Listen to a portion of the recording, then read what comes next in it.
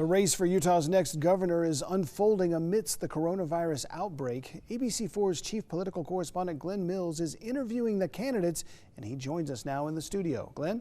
Rick, these are stressful and uncertain times we are facing, so we are checking in with candidates for governor to get their thoughts on the COVID-19 pandemic and moving forward. Today, we have Jan Garbett with us. She joins us live just outside of the studio. Jan, great to be with you. Thanks for being here.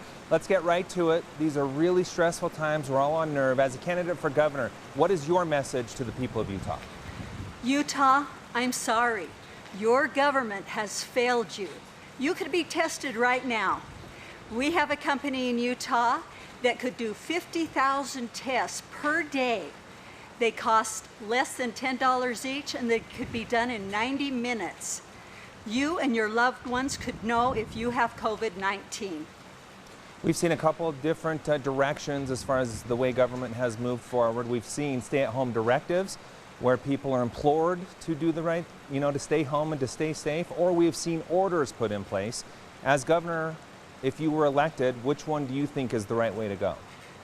Well, if I were governor, I would do a little bit more than Spencer Cox right now, whose plan is to not get sick. I think we need leadership, and I think we need the expertise surrounding that leadership to implement the best practices that we know are happening right now around the world to keep people safe. So what isn't being done right now that you think needs to be done? Well, I think that right now we've got to get those tests in place.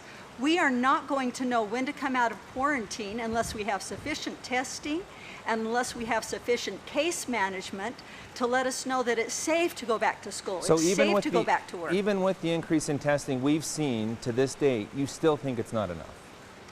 Correct. Okay. Let's move on to the economy. People are losing their jobs, lining up for unemployment benefits. How do we move forward economically after this? Right now, my Lieutenant Governor, Dr. Joe Jarvis, who is a public health expert, and I are preparing a path forward out of this economic disaster that we're all in. And I hope that you'll stay tuned to Jan and Joe as we present this plan in the next day or two. Give us some specific ideas on how you would move forward if you were leading the state. Well, one thing that I would do as part of the state government is I would do bonds.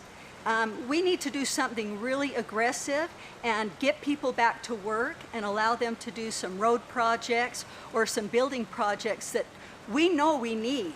And we need to borrow that money ahead of time and get people to work immediately. Another thing that, that I know we could do, we could invite the outdoor industry back to Utah. The service industries are suffering, and the millions of dollars that they could infuse into this state would be phenomenal, would be so helpful. This is having a far-reaching impact on many aspects of our life, the election and campaign being one of those as well. The governor has made an exception for digital signatures for you and other candidates to try to get on the ballot. Is that going far enough? And if not, what else do you think needs to be done? The governor has not done enough. Spencer Cox leading this state is showing what kind of leader he is.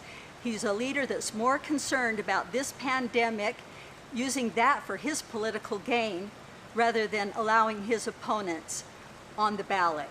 So what do you think the governor should do then for you and other candidates? I think the governor should do what's been done in other states. People that have filed an intent to gather signatures have been allowed to be on the ballot, and in other states they have lowered the threshold. Our amount of signatures is ridiculously high. My campaign is on target. I had more signatures than John Huntsman, but this pandemic has shut those doors. Okay, we're going to have to... And now the governor's telling me I can use a fax machine. He might as well tell me to use the telegraph. We are going to have to end it on that note. I'm sorry we've run out of time, but thank you so much for being here, and we will see how this all plays out.